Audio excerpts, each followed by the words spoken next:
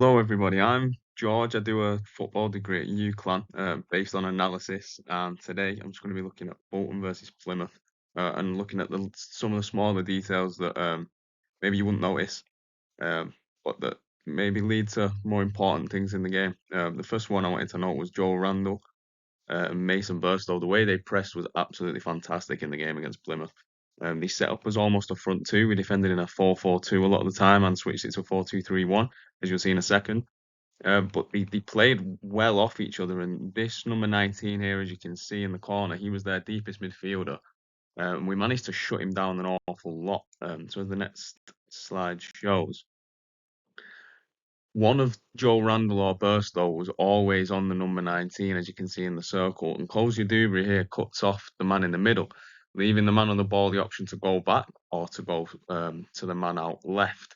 In this option here, he chose to go out wide, but that then leaves Mason Burstow to dropping in, and Randall goes higher, which leaves him the pass right across to the centre half, or no, that's the only real option this sort of pressing system leaves him here because we cut off the midfielder, and I thought them two did that fantastically well with the backup of the other players. So in this situation, they end up going long.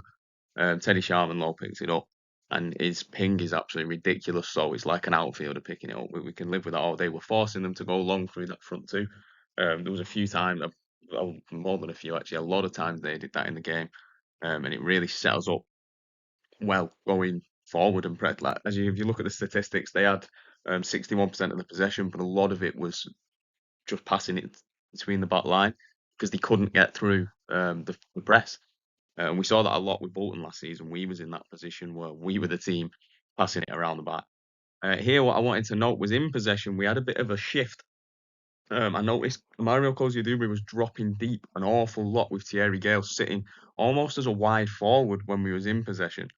Um, and what that creates is, if you can see just in front of the two central midfielders, it creates a lot of space and it makes it very hard for them to press. As I go into the next clip here, you can see Kosciuszko is really, really narrow, and you've almost got a front three of its own in Randall, Burstow, and Thierry Gale.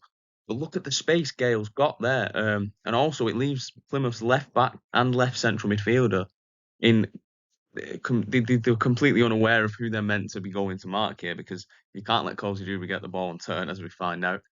Um, but you can't press too high because then you're leaving 3-on-3 at the back.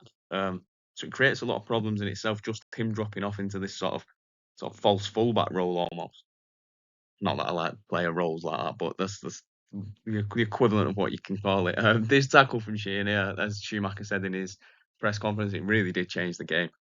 We looked good before that. I think they had the better of the opening 15 minutes, but they've really got the fans involved. And you could see it was a team that were going out there to battle and really important, that challenge. Again here, Kosciuszko coming in narrow, and you've got the four players out here stretching it really wide. So again, the midfielders are in a bit of limbo.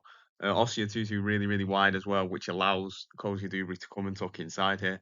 And what I really like here as well is when I go across, Burstow is occupied this centre half, meaning he can't go out to challenge Kosciuszko, which leaves the right centre mid to come across. But if he does, there's the two players out wide, and it creates then a 2v1 situation yet again. Kosciuszko does tuck in, and there is the 2v1 option there. But in this instance, he chooses to shoot, and this is how I think a lot of the time he creates his space cutting in. There was one similar on the other side where Gale picked the ball up and cut in on his right foot. And the only reason he was allowed to do that was because of Max Conway's run on the left.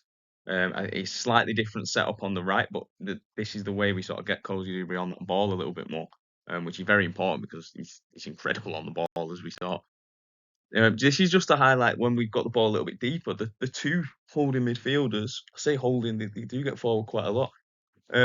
They drop in really deep, and if you look, there's the two centre halves almost in full-backish positions or wide centre-back positions. You've just not got the middle centre-back anymore. You've got two in front, which again creates a pressing problem. You can see there two centre mids have come up to press, but that leaves this back line again in a bit of limbo with do we go, do we not? And as you can see in the corner here, not in the corner, sorry, in the centre of the screen on the right hand side, you've got Mason Burstow pointing forward. He wants that long ball played. So again, this is how you set up to get in behind teams. We've seen Burstow can hold the ball up, he can run in behind. and it puts the defence in a bit of limbo. But when your two centre mids come and set up really deep here, it allows you a lot of space in this middle, which makes the defenders question what they're meant to be doing and adds a little bit of uncertainty. Here again, this is just after Burstow had held the ball up. I think you'll all know what I mean if you watch the game. It's where it comes into him, he takes the touch, chests it down, and he plays it out wide. And we actually lost the ball here, but if you look at how many players are around the ball, when we do lose it, Sheehan goes and wins it straight back.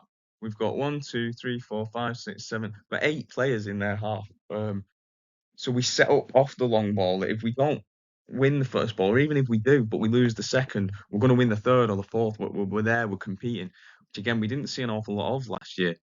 Here again, Burstow sitting on that defensive midfielder. He can only go out wide in this position. He can only go out wide. And he does. And then here again, you've got your 3-on-3. We trap him in.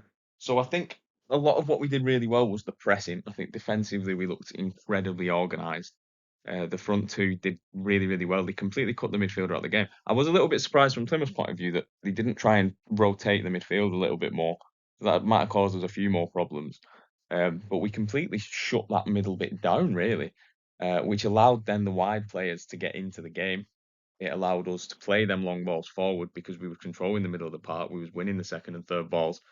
And it really allowed us to impose ourselves on the game. So there are a few of the really small details that I think helped us achieve victory that maybe some people wouldn't have noticed. So yeah, if you enjoyed the video, lovely.